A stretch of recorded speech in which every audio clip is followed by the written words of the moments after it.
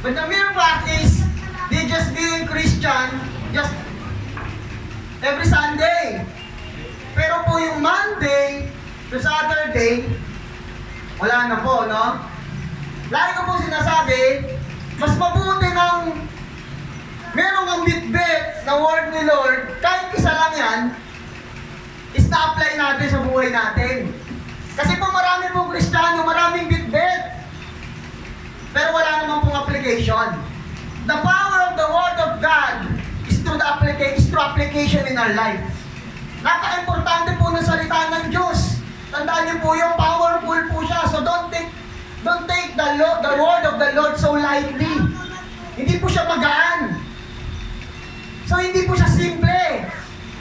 Because the word of the Lord is the light unto my feet and the lamp unto my path. Napaka-importante po ng salita ng Diyos. Kaya po sa atin, sa araw-araw po na tayo nagigising sa umaga, we always ask, Lord, ano pong word mo sa akin? Huwag po natin masyadong damihan yung galing, yung runong. Damihan po natin yung application ng word ng Lord sa buhay natin. Meron po mga kakilala na, yan na naman pas, paulit-ulit na lang yung turong yan eh. Lagi na lang sa kamatayan ni Kristo, lagi na lang sa righteousness, lagi na lang sa giving, lagi na lang ganito, pas wala namang bago. Tandaan niyo po, kahit paulit-ulit ang salita ng Diyos sa buhay natin, dapat paulit-ulit ka rin niyang binabago. Tandaan niyo po, familiarity to the word, yan po ang simula ng pagkayabang ng isang Kristiyano. Pas, alam ko na yan eh. Yan na yan. Yan ang sisimula yan. Pas, alam ko na yan. Nabasa ko na yan. Ang tanong, nabasa mo nga. Na-apply po ba natin? Yan po yung malaking tanong. Marami pong nabasa lang, pero marami rin pong hindi na-apply. Okay po? So ngayon, this verse, paganda po ito. Ito po, ikwento ko lang po sa inyo bago po natin basahin. Nagbilang po ito, mga 1.5 hours and 10 hours. Okay? Nagbilang po ito. Hanggang gabi po tayo rito. Ito po, nagbilang po ito. Actually, ito pong verse na to, dito po yung nagsimula from upper text. Dito nyo po makikita na si Jesus Christ yung nag-fasting. Tinas po siya ng demonyo. So si Jesus Christ din po ay dinimonyo, pero hindi po siya na-demonyo. Okay po? Marami po masyado din yung demonyo, pero po kayo magpapademonyo, ha? Dito po yun, dito na po yun. Nag-fasting po si Jesus, tinas po siya ng demonyo, at saka po dito mo makikita yung pagtawag po ng disciple ng Panginoon, dito na po yun. Kaya po, nung umakyat siya sa bundok, ito na po yung first na pag-aaralan natin. Napakaganda po ito. Kasi marami po ditong binasa na ano yung ginawa ng Panginoon sa kabila na siya ay sinusubok ng demonyo. Ano po yung ginamit niya? Tandaan niyo po, ang demonyo ay gumamit ng word. Tandaan niyo po yun, ha? Pero si Jesus gumamit din ng word. Ay, tandaan niyo po, hindi lahat ng gumagamit ng word ay kay Lord. Yung nag-a-apply ng word, yun po ang important. Lagi siya sabi, we are so ano po doon, on fire in public, on fire in worship. Ay, tao kanina, grabe yung worship eh. Pero kamusta naman po yung private? Pwede tayo magtaas ng kamay dito, pwede yan, pwede tayo magpuri sa Panginoon. But the problem is, ano tayo in private? Yun po laging tanong, si Jesus Christ, powerful sa public. Alam niyo bakit? Kasi powerful yung private niya. Pwede naman pala. Pwede po. Pero ang tanong, gutom pa po ba talaga tayo sa word ng Lord? O baka hindi naman po tayo gutom? Baka naman po, ano po, yung tinatawag na, ano po ba yun, yung unang, parang gusto ko yan. Yung ganun lang, yung takaw tingin. Alam mo yung takaw tingin? Kasi, yung ganda ng word! Di ba? Lalo na pag pogi yung preacher po dito. Yes, na Pastor Larry. Ay, pogi ng preacher. Si Pastor Adonis, pag nagturo na Pastor Priscan, talaga nakakatuwa. Ay, mas grabe ang pogi ng preacher. Sarap makinig. Lalo na kapag favorite mo yung verse, ang sarap makinig, no? E paano pag hindi na? Gugustuhin pa ba natin? Alam niyo po, meron po, matandaan niyo po, itong verse na to, napakaganda. Because this is the beatitude. Pag sabi niyo pong beatitude, the great blessedness. Ito po yung beyond the blessed. Ito na po sinare ng Lord, pagkakat po niya ng bundok. Ito po let's open our Bible in the book of Matthew, chapter 5. Isa lang to. Chapter 6. Isa lang. Yan, isa lang po yun. Huwag kang gala. Blessed are those who, ano po? Hunger and thirst for righteousness. Okay, thirst for righteousness, for they will be filled. Ganda po yan. Grabe. Pag pinag-usapan po kasi natin, tandaan niyo po ang ibig sabihin po ng blessedness, yan po is when God extended His benefits to us. Pag in-extend na ng Lord yung benepisyo niya sa atin, yan na po yun. Kaya po marami nagpo-post blessed. Blessed lang. Okay? Pero wala namang glory ng Lord. Blessed lang kasi may bagong kape. Blessed lang kasi may ganito. Pero hindi siya blessed dahil binago siya ng Lord. Blessed siya kasi merong taong nagbigay na hindi naman nag-create ng changes sa life. Tandaan niyo po, ang totoong blessed, ito yung extended benefits sa atin ng Panginoon. Ang cravings naman po is a powerful desire for something. Kaya po siya na-hunger, kaya po siya na-thirst, kasi nag-crave siya. Tignan niyo po yung mga buntis. Pansinin niyo po, kasi hindi ko alam Hindi ko alam buntis, no? Kapag meron silang gustong pagkain, talagang iiyak yan, hanggang di na nakukuha. Brother Gerald, siguro naranasan na yan, no? Yung siguro kahit madaling araw, sino yung mga tatay dito, no? Gusto ko po ng ganun, isang hanapin mo, no?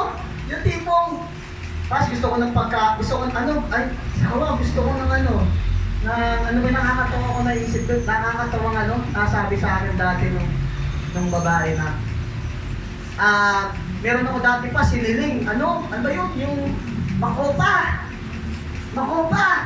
Tapos sabi ko, saan nga pa ako ng makopa ng asawa ko? Alas 3 na madaling araw.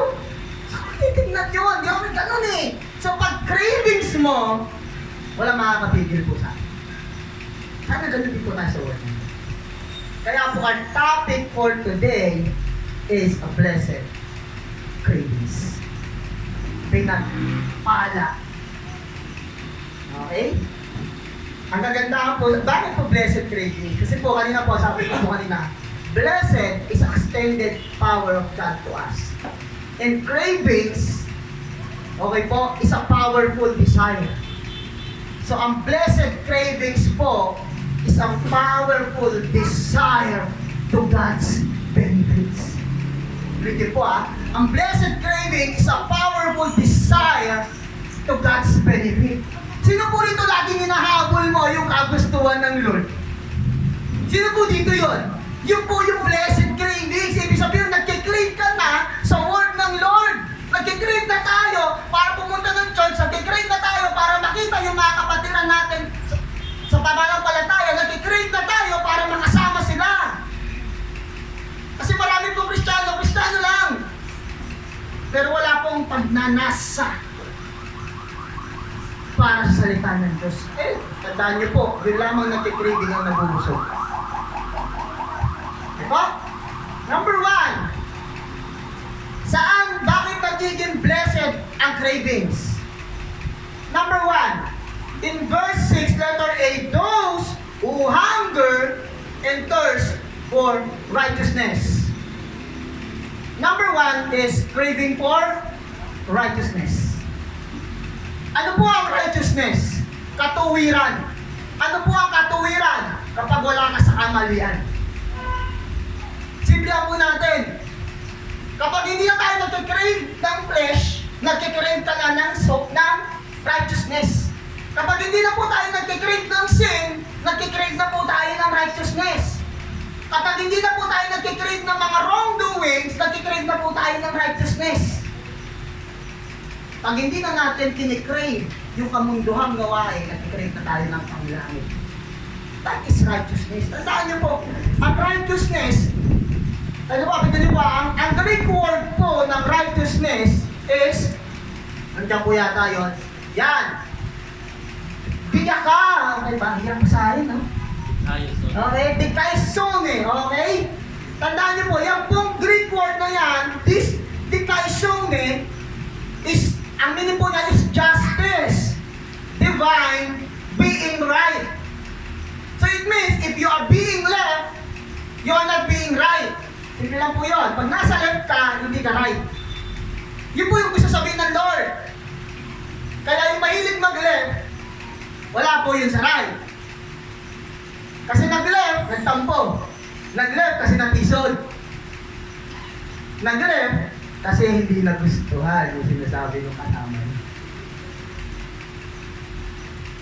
Ito po yun. Isa iniisip natin na bakit kaya mayroong sinasabi itong lagi itong taong ito sa akin.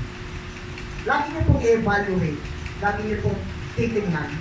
Ito ba ikakaayos ko o ikakasira?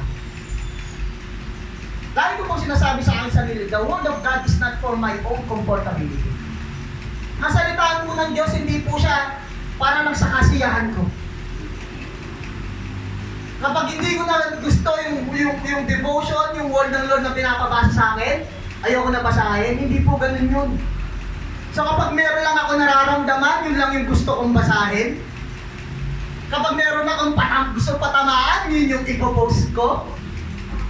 Kapag meron lang akong gustong sabihin, hahanapan ko ng Bible verse para maging para ma-validate ko yung feelings ko. Hindi po ganon. Hindi po ganon ang craving sa righteousness. Tandaan niyo po, ang pagtutuwid ay masakit. Sino po rito may scoliosis? Yung pag inaayos na, sakit. Sino po rito may pilay, nakaranas pa pilay? Ako po naranasan ko mapilay.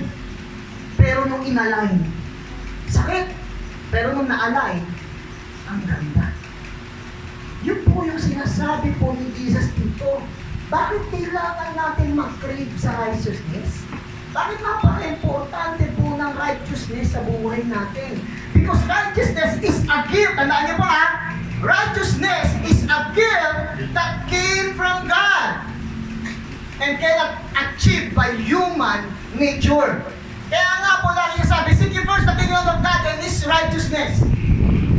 Kanino mga natin? Righteousness po ng Panginoon. Hindi po righteousness ng katabi. Kasi pag dan ay nagkamali, backslide ang dadalay. Mangyayari po sa akin. Kanino po nang galing ang righteousness? Kay Lord. Kanino hahanapin? Kay Lord.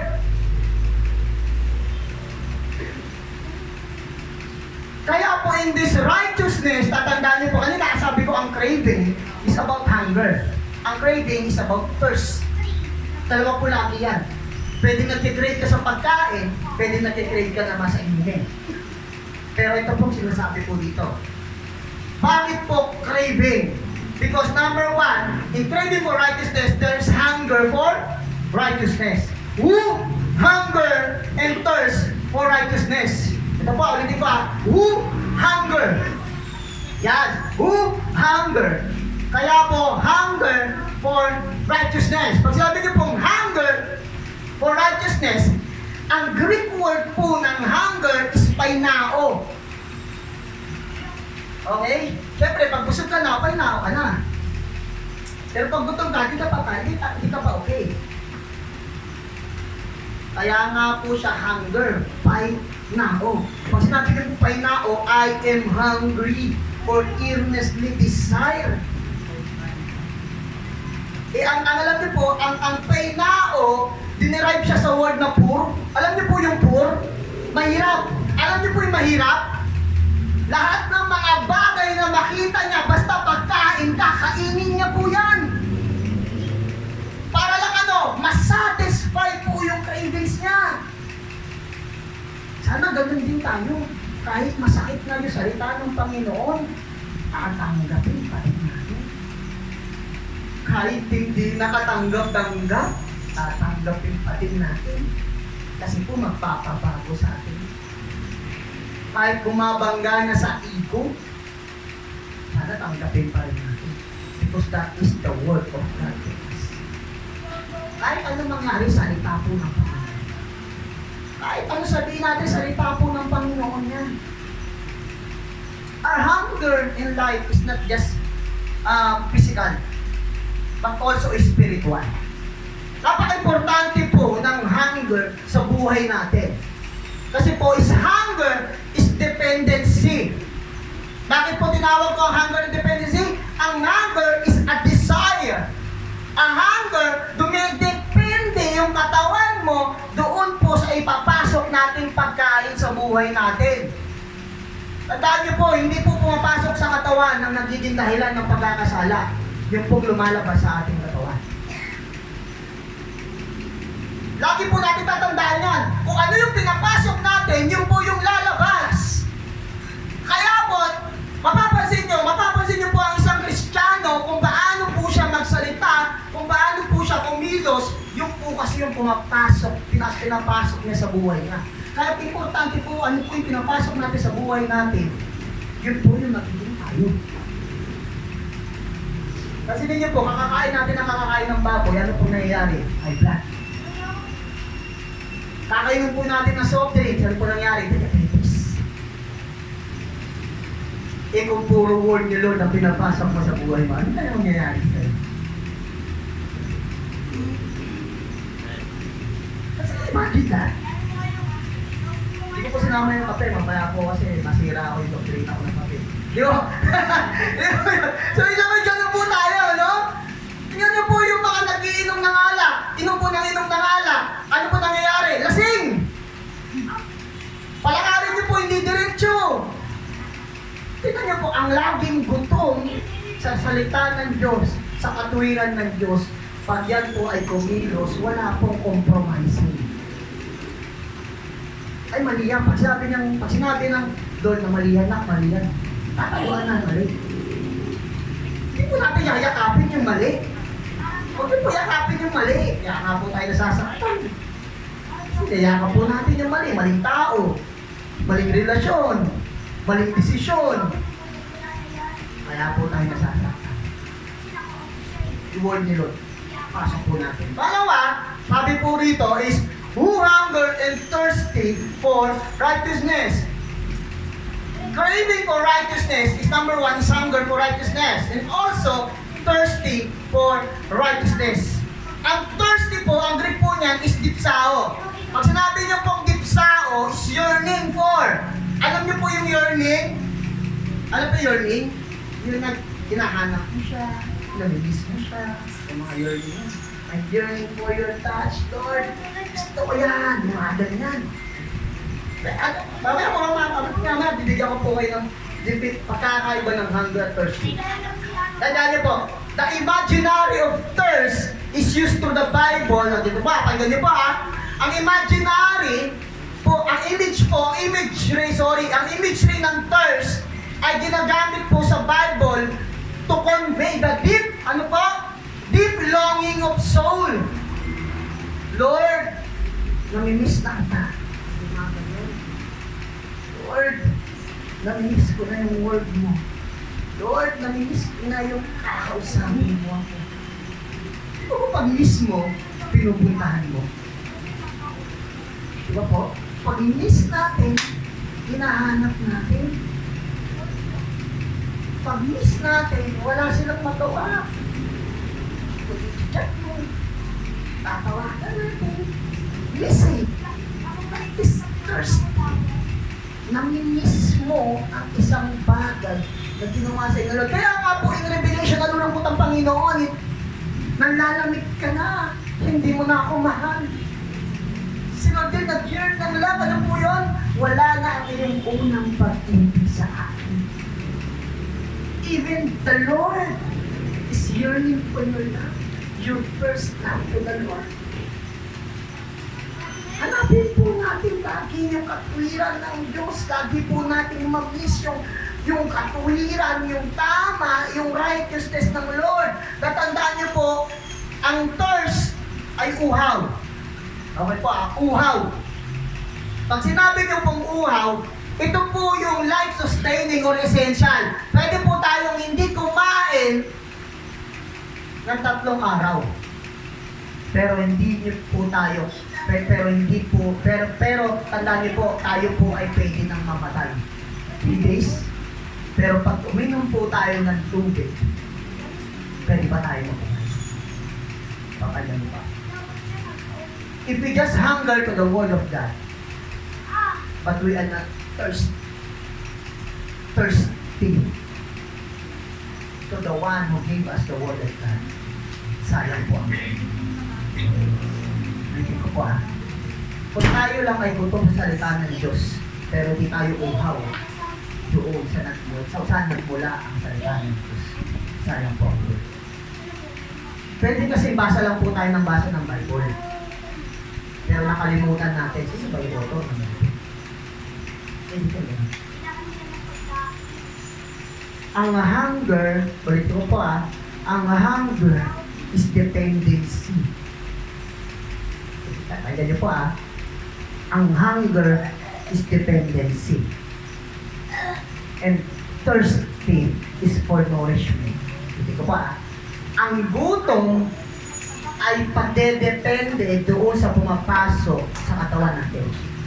At ang uhaw ay dumedepende doon kung paano tayo manonorish yung katawan natin. Kaya po maraming taong mukhang tuyot kasi di po uminom ng tubig. Kaya po ang Kristiyano mukhang tuyot kasi wala na pong word ni Lord. Kaya pag nakikita nyo, kamusta ka na kapatid? Ito, okay lang. Buhay pa naman. Pag ganyan ang mga salitaan ng Kristiyano, delikado na yan. Ibig sabihin niya, wala na yan. Hindi na dumadalo yung salita ng Diyos sa buhay niya. Ito, ilang, salamat kay Lord, binuhay pa rin niya. Paano hindi na binuhay? Hindi salamat sa Lord. So, delikado na po yan. Tandaan niyo po ang blessedness, ang cravings sa blessedness, kailangan po gutom at uhaw tayo. Hunger is for strengthening. But thirst is for nourishment. Di lang tayo basta gutom sa salita ng Diyos. Basta dapat yan di po dapat ay dumadaloy sa pagkatao natin. Tapansin niyo po marami pong Kristiyano ngayon na marami namang alam na word ni Lord. Pero ang problema, yan po ba ay dumadaloy sa katawan nila? Baka naman po hindi. Pwede kilala natin si Lord. Pero hindi naman tayo kontrolado ni Lord. Pwede naman kilala natin si Lord. Kahit tanungin mo dyan yung addict yan, tanungin niyo po, kilala mo ba si Jesus? Sabi niya, oo. Pero bakit addict pa rin? Pahingin niyo po sa kulungan, kilala niyo ba si Jesus? Sabi nila, oo. O bakit nandun sila? Pansinin niyo po kahit yung demonyo, tanungin niyo po kilala mo si Jesus? Oo, sinabi nga niya, kilala namin si Jesus, pero ito, di namin kilala. Sabi niya doon sa ng mga nagkukunwaring mga healer. Even ang demonyo, kilala si Jesus Takot pa nga po sila kay Jesus But the problem is, they're not following Christ. That is blessed cravings. You are craved to the righteousness of the Lord. Kaya po napaka-importante po ng blessed craving sa buhay po ng bawat Kristiyano. Kasi po, yung magiging dahilan kung bakit tayo magmumukhang Kristiyano. Ulitin ko ang craving sa righteousness ng Panginoon o ang craving sa katuwiran ng Lord, yun po yung magsasabi sa atin kung paano po tayo nagiging Kristiyano. Kung saan ka gutom, yun po yung kakainin natin. Kung ano po, saan to tayo uhaw, yun po yung iinumin natin. Kaya nga po lagi nila sinasabi sa akin, Pas, yung dugo mo, kape na. Ay, hindi ko po magkape. I tell you, kung meron po mahilig mag-inom ng alak dyan, ako po mahilig magkape. Kaya po dumadaloy daw sa akin, sa dugo ko ay kape. Pero pag mahilig ka rin ako magsalita ay magpasok ng word ni Lord sa buhay natin. Tapos word ni Lord, sabi nga po nila sa akin, Pasan, ang dami mong alam sa text, sa word ni Lord. Tandaan po, marami po kabisado na sa word ng Lord, pero tayo mahina po ako sa text. Mahina po ako sa book. Sabi ko, bakit pa, di ba dapat kabisado mo yung verse at saka yung text? Sabi ko, bakit? Sinulan ba ang original manuscript na merong verse, na merong text? Di ba para lang naman siya libro? Ay, lang, hindi na dahilan, no? Ang dahilan na lang talaga eh. Tandaan niyo po, basta napaka-importante po ron na pumapasok sa ating buhay yung katuwiran ng Diyos. Paano tayo magiging paano napapasok ang katuwiran ng Lord kung hindi naman natin pinapapasok sila? Kung hindi naman natin pinapapasok yung word nito. Pansinin niyo po ang isang taong laging ina-anxiety, ang isang taong laging nade-depress. Tanungin niyo po, bakit nade-depress siya? Bakit ina-anxiety yan? Katabi nila kasi pas, ganito yung nangyari. Tingnan niyo po, naalala niyo yung nangyari. Pansinin niyo bakit ka nade-depress? Ganito yung nakaraan ko, hindi sinabi sa akin. Tingnan niyo po yun. Pinapakinggan nila sinasabi ng mundo, pero hindi nila pinakinggan yung sinabi ng Lord that you are fearfully and wonderfully made by God. You are blessed of God. You are a child of God. You are saved through Christ. And you are cleansed by God. Nawala sa buhay nila yun. Pero pumapasok sa isip nila, ganito ako kasi, ganito kasabi sa akin, ganito daw ako eh. Kaya kaya, please.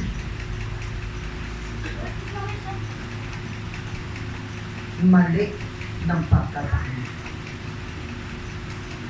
Ano ba? The voice of truth, the word of God will tell you what is the truth because the Spirit of God is the Spirit of truth.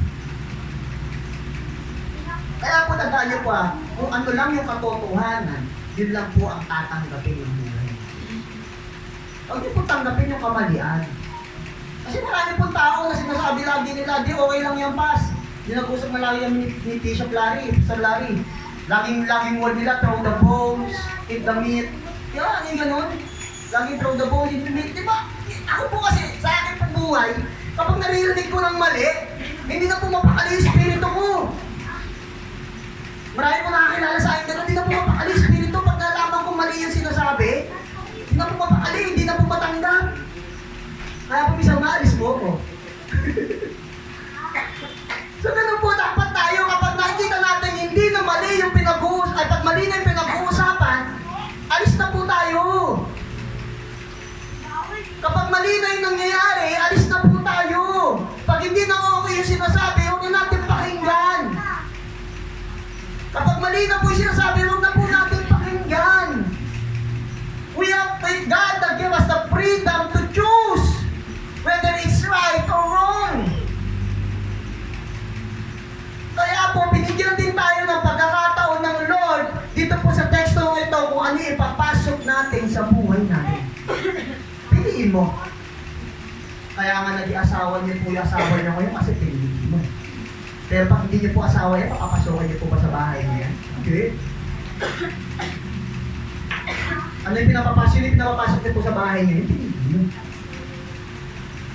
Ganun din po sa buhay. Ganun din po sa buhay natin. Kung ano yung pinili natin, yun yung pumapasok sa buhay natin. Ganun di ba? Tahimik po kayo.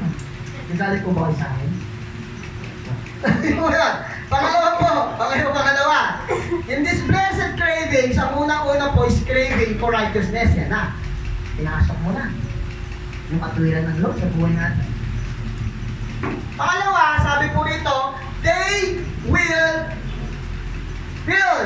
be filled. Number 2 is craving for fullness. Hindi naman pwedeng ginusto lang natin. Pero hindi naman po tayo napuno. Marami po Kristiyano kasi, akala po nila okay lang. Basta okay lang yun. Nakalimutan nila, dapat pala tayo pinupuno tayo dahil ng Panginoon. Ang totoong pinagpala ay yung Kristiyano puno. Kasi ninyo po pag meron tayong kausap na laging tao, sabi nila, yes, pas, okay naman yung buhay. Okay naman. Kahit nakita nila yung buhay, sitwasyon, okay lang pas. Kaya tingnan niyo po, okay lang sa salita ngayon. Pero katagalan, papansinin niyo po, hindi na siya okay. Ano pong gusto niyo? Ano pong gusto niyo para po sa mga nanay, ha? Sa mga tatay, at wala akong problema, sila lang po taga-bili. Yung mga nanay po, ano pong gusto niyo? Yung rep po ninyo, puno lang ng tubig o puno rin ng mga laman na karne, gulay. Di ba? Kasi yung rep po namin, dami tubig. Sabi ko kay mama, wala na laman yung rep natin. Sabi nga ako sa mama ko, wala na laman yung rep natin. Puno na natin ng tubig. Parang may laman. At di ba, sarap makita mo pagbukas mo ng rep? Ay, grabe oh. May tosino, may frozen meat, may frozen na, tignan po yung rep. May rep po tayo dito, tignan po yung rep po minsan-minsan. Tignan po yung laman. Tubig. Di ba, sarap pag puno? Ano pa yung ng puno?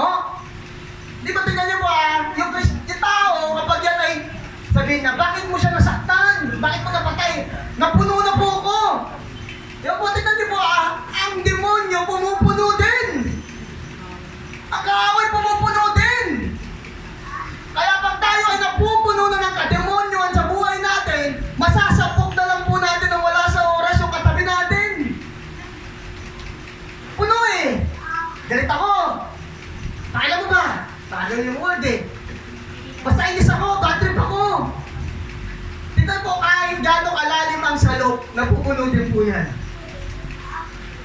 Pero piliin po natin kung sino po yung pupuno sa atin.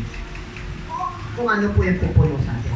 Ang Greek word po dyan ng fill, tandaan niyo po is kortaso. Ang meaning po ng kortaso is satisfaction or full. Marami po kasi tao napupull ng full. Ano po yun?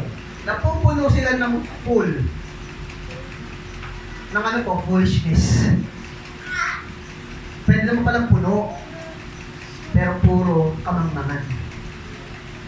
Ang satisfaction po na sinasabi po dito ng Lord, kapag tayo ay nagre-receive ng katotohanan sa buhay natin, dapat napupuno rin tayo ng katotohanan sa buhay natin. Tandaan niyo po, ulitin ko po yung lamang napupuno, yung nagbabago. Kasi niyo po bakit po basta nakakabago pag puno? Pag binuksan niyo po yung wallet ninyo, wala pa sa wallet eh. Hindi po nag-wallet. Pag binuksan niyo po yung wallet ninyo, ano po makikita niyo? 100, 20, 500. Nakakatawa na dyan pag mayroong color blue. Nakakatawa po yun, mayroong color blue. Kapag mo, may 1,000 pa ako. Pero pansinin niyo po yung taong pagbukas ng wallet, punong-puno yung wallet. Tignan niyo po yung ngiti niya doon sa ngiti ng hindi puno ang wallet. Magkaiba. Tignan niyo po yung katabi niyo kung puno ba talaga ng word ng Lord niya. Kasi magkaiba yung hindi puno eh. Yung ba yung kasilahan ba niyan, nalatabang puno ng salita ng Diyos? Yung mukha ba niya, nalatabang puno ng katotohanan ng Lord? Ay yung mukha po ba niya ay talagang pinupuno ng Lord? Sabi nila, ang kayamanan ay nagpapasaya. Sabi po nila, pero tandaan niyo po, nauubos yan. Kaya maraming tao kapag nawawalan, naiinis. Pati ninyo po yung asawa po ninyo. Malalaki lang po sa asawa, hindi po pwede tama yung sarili ko, ha? Tingnan po lalaki, pag yung asawa niyo naiinis, tingnan niyo po yung wallet. Baka po wala pong laman. Pansinin niyo rin po naman. Sabi, ba't natin naiinis itong asawa ko sa akin? Wala pa kasi sahod. Kaya naiinis. Ganun din po ang Kristiyano. Kapag hindi po yan napupuno, ang pumapasok po dyan, puro kademonyoan. Ganun din po tayo. Kahit napaka-small space, gagawin po ng demonyo yung paraan para po sirain yung buhay natin. Tignan niyo po ang alcohol, 99.9% ng kayang ipatay na bakterya. Pero pag pumasok yung 0.1, kakalat po yan. Kasi niyo po yung kamatis. Isa lang dyan yung magulo, damay na po lahat. Kaya po huwag po natin bigyan bigyan ng pwesto ang demonyo sa buhay natin. Kasi dedemonyohin po niya tayo. Pag tayo na demonyo, ay, alam na po, alam niyo na po yan. Okay po, kaya po sabi ng Lord, punuin mo yung sarili mo ng katuwiran, ng katotohanan. Kasi po pag yan ay napalitan ng kasinungalingan, ayan, sira po tayo. Sa ano po, meron po akong bayang ginawa yan, baka nanonood yung may-ari. Ang problema po doon sa bahay nila, alam niyo po bakit? Kasi yung waterproofing po na nailagay namin, akala ko po pang waterproof, kasi po sinili na kami. Ito ginamit namin, pero nung lumakas po yung ulan, kahit tatitik lang na butas ha, pinasok yung bahay. That is the security in our life. Huwag niyo po bigyan ng kahit konting butas ang demonyo sa buhay natin. Kaya pag feeling natin na i-stress na tayo, lapit ka kay Lord. Ito na naman siya. Sabi mo, ito na naman itong problema. Ito na naman itong nakaraan ko. Kinukwento na naman ng demonyo sa akin. Ito na namang Pasko. Kinukwento na naman ng demonyo sa ibang tao. Dadating na naman sa akin. Ito na namang demonyo. Alam na alam yung buhay ko. Kaya pag alam niya mayroong kahit konting butas sa pananampalataya o ipapasok na ng demonyo. Kaya po, ang gusto ng Lord yan, puno ka. Pansinin niyo po ang taong busog. Hindi na po kakain yan, kahit tinitigil po. I tell you. Magkaiba po kasi yung busog sa matakaw, ha? Ang matakaw po kahit ka nag-bloated na, kakain pa rin po yan. Pero pansinin niyo po ang busog, yung busog ha, kahit po yayain niyo po yan, hindi na po kakain. Busog na ako eh. So ganyan din po, ang demonyo kahit magpasok sa atin ng kademonyo, kung puno na tayo na salita ng Diyos, hindi na po kapasok. Wala na po space. Kaya mahayaan po natin laging lalabas tayo ng bahay at laging pagising natin, puno dapat tayo na salita. Punin tayo ng katotohanan sa buhay. Because if you know the truth will set you free. Kaya hindi tayo makalaya sa kasinungalingan ng mundo, sa kasalanan, kasi hindi natin pinupuno ang buhay natin ng katotohanan. Siya sabi ng mundo, ang pangit mo. Pero sabi ng Lord, you are fearfully and wonderfully made. Siya sabi ng Lord, ang liit mo. Pero I tell you mga kapatid, minaliit man tayo ng mundo, minamalaki naman tayo ng Diyos. Amen. Sabi ng Lord is, ang hina mo, ang bobo mo, di ka mo marunong. Sabi ng Lord, ano hindi marunong? I am the Lord, I am God. The wisdom came from me. Ako ang pinakamatalino sa mundo. Anak ko ito. Pag anak ko, matalino. Yun yung katotohanan na lagi sinasabi sa atin ng Panginoon.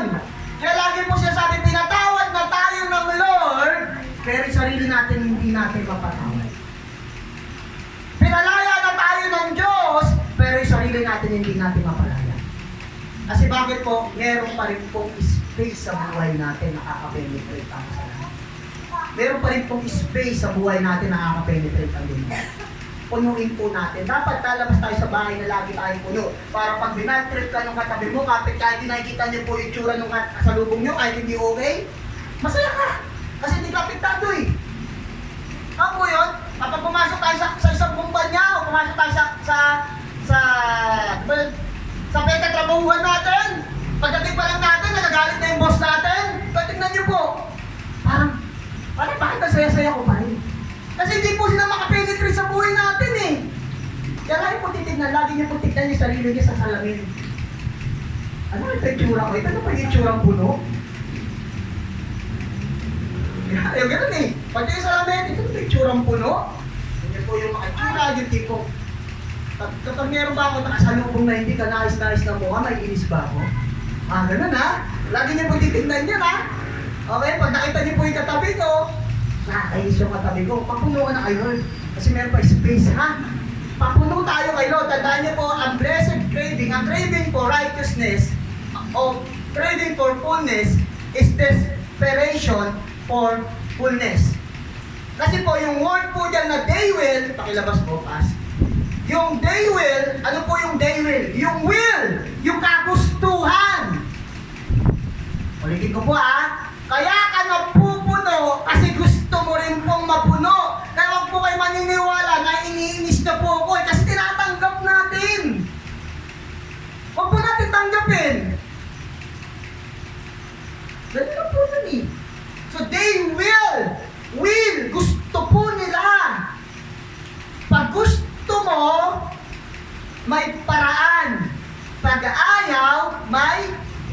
Ayaw.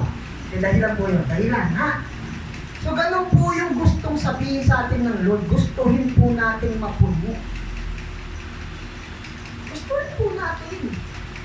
Eh, pag hindi nyo naman po yung gusto yung katabi nyo, tatabihan nyo po ba yan? Diba hindi naman? Lord, yun po sa word ng Lord. Minsan, ayaw natin ng word ng Lord, ayaw natin ng katotohanan, ng katwiran ng Panginoon, kasi nasasaktan tayo eh. So, ito ba talaga yung word niyo sa akin?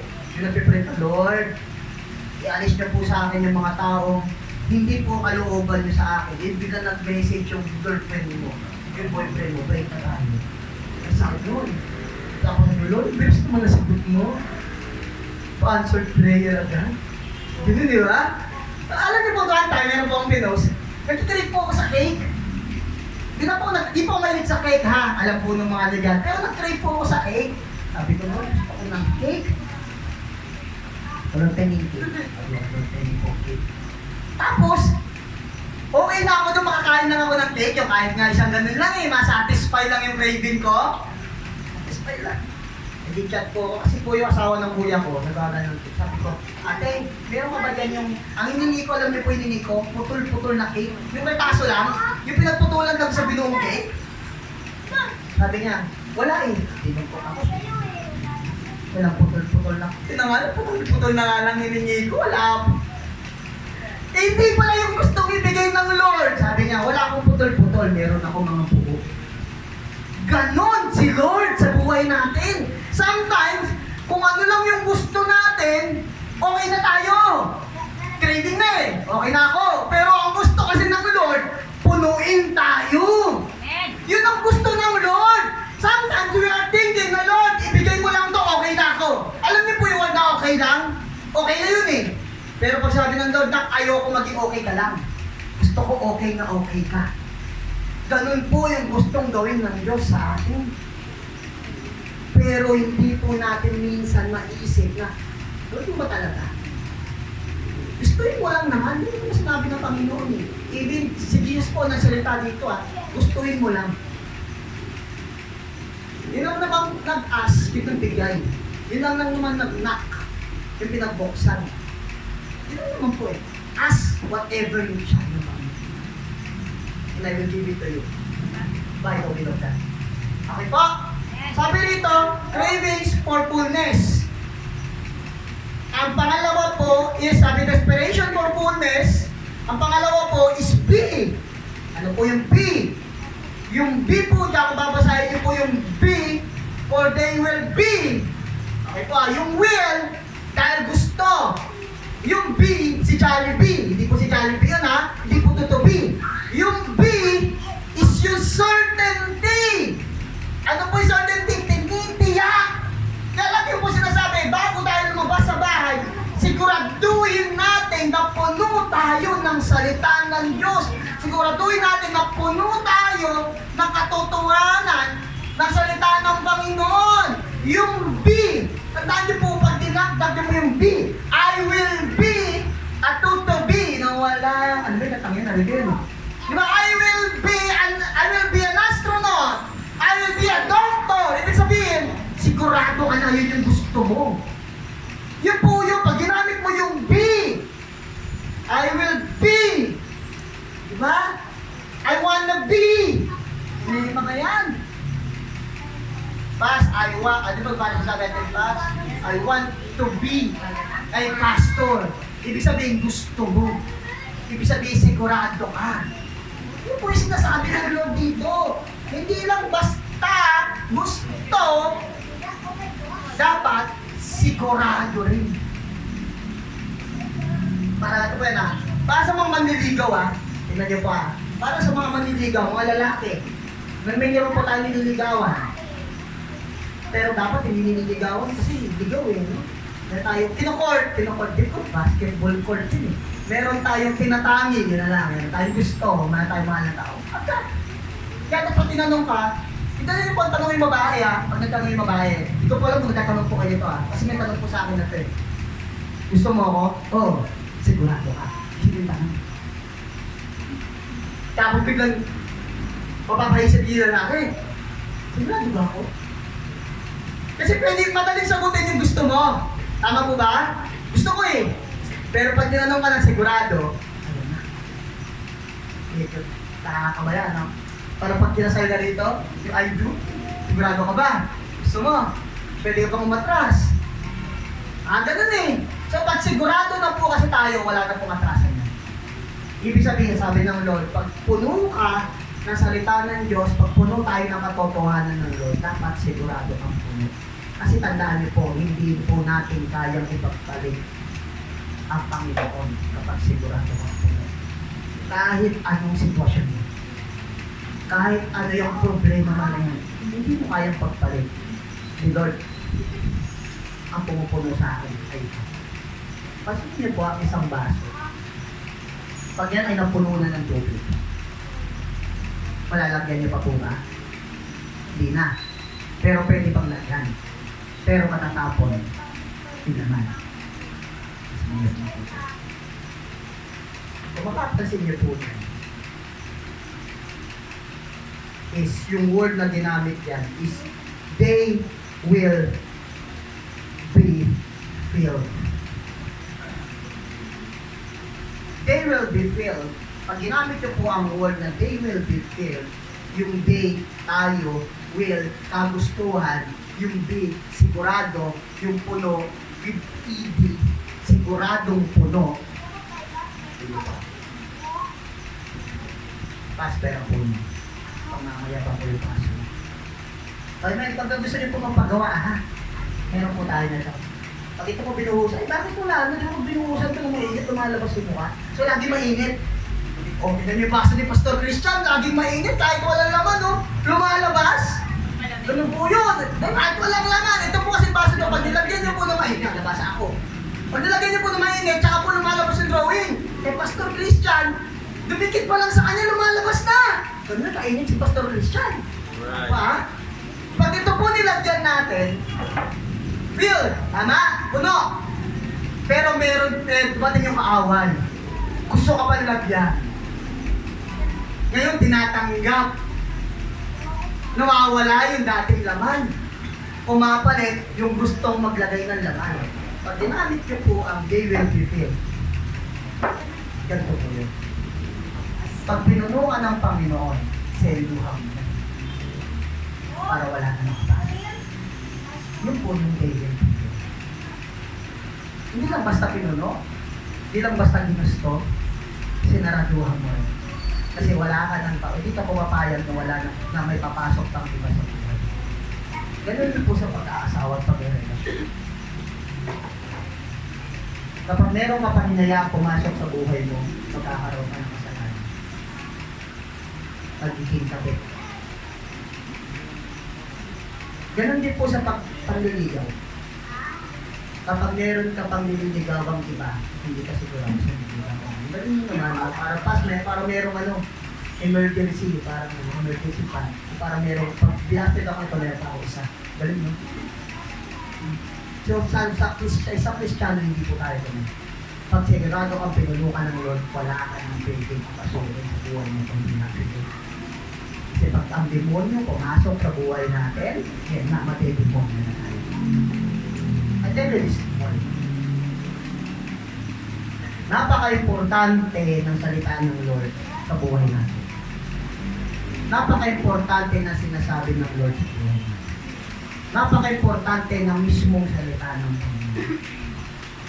Piliin natin kung sino papasok sa buhay natin. Ikaw ang pipili. Hindi po si Lord. Hindi po si Jesus. Hindi po ako. Hindi po yung pastors nyo. Ikaw. Baka po para sa iyo, salita po ngayon. Baka marami na po tayong iniisip sa buhay natin. Marami na po tayong tinatanggap sa buhay natin. This morning, choose who you listen. Choose who you let in into your life. Piliin po natin kung sino yung gusto pumasok sa buhay natin. Piliin ko pa. Ikaw ang pipili kung sino yung gusto mong pumasok sa buhay mo. Ikaw ang pipili kung sino gusto mong pumasok sa buhay mo. Hindi po ako. Hindi po si Pastor Claro. Hindi po yung katabi. Ikaw. Don't let other people feel your life. Don't let the world fill your life. Only let the Word of God fill you. Pansinin niyo po in verse 4. Habang si Jesus ay tinetempt,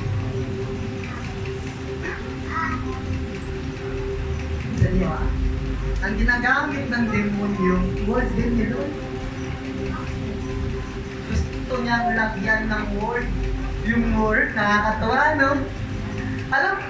Hindi ba alam ng demonyo na si Jesus yung kausap niya? Alam po ng demonyo yun. Ayun niyo po listen to this kaya po sinabing blessed Alam pa ng demonyo na si Jesus yung kausap niya? Alam po ng demonyo yun. Pero bakit ginagamitan ng word, ng Bible, ng demonyo si Jesus? Bakit? Sounds okay. Word naman ni Lord Sounds doctrine. Medyo tama naman. Kasi kung sabihin mo, kung Diyos ka nga, tumalo ka nga rito, tuusang may mga angel. Pwede naman, di ba? Tama! Pwede? Pwede! Kasi alam niya si Jesus yun Pero sabi ni Jesus, do not test your God. Anong pinambato ng Panginoong Isus? Salita niya ng Diyos. When the devil is arguing you, through sounds okay, response with the Word of God. Alam ba ng demonyo na Kristiyano tayo? Alam! Kaya nga gusto niyang tinitingnan. Kasi alam niya. Kasi hindi po, sa isang debate, yung walang nasasagot, yung natatalo. Pero yung laging puno ng ebidensya, yun yung nananalo. Yung arguing yun lang. Ang demonyo ibabattle na. Pero lagi niyo po tatandaan, ang tao Kristyanong puno ng word ng Lord, hindi po kayang matalo sa laban. Baka kaya ka natatalo kasi hindi mo naman talaga puno. Kaya tayo bumibigay. Baka naman kasi hindi mo. Kaya lumalabas yung totoong tayo. Baka kasi hindi pa totoo si Kristo sa buhay. The trouble grows, character shows. But if your character is through the Word of God, yung po yung lalabas. Ba't ito stand up?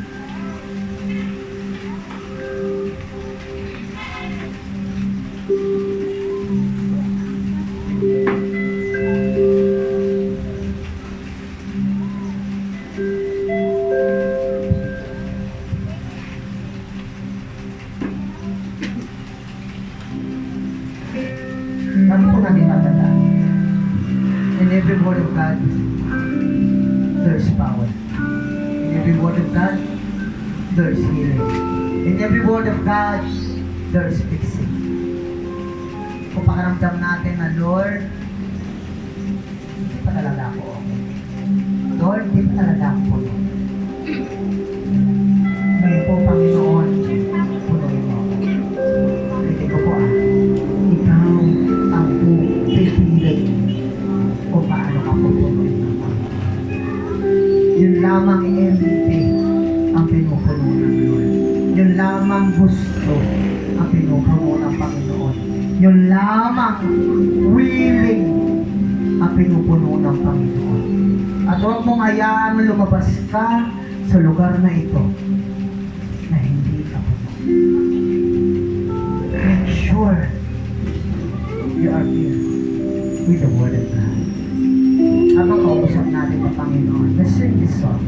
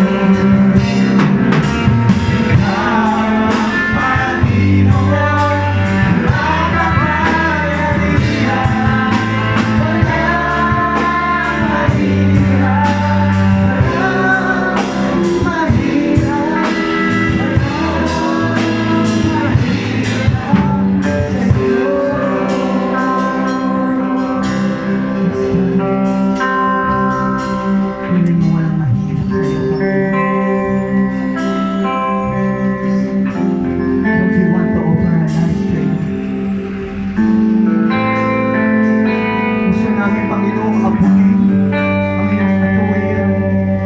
Ang katotohanan kung paano mo kami naging anak. Ang katotohanan, Panginoon, kung sino talaga kami. Lord, alisin mo po yung identity crisis sa buhay namin. Hindi po kami kung sino lang. Anak ko po kami, Panginoon. Yung po ang katotohanan ng buhay namin.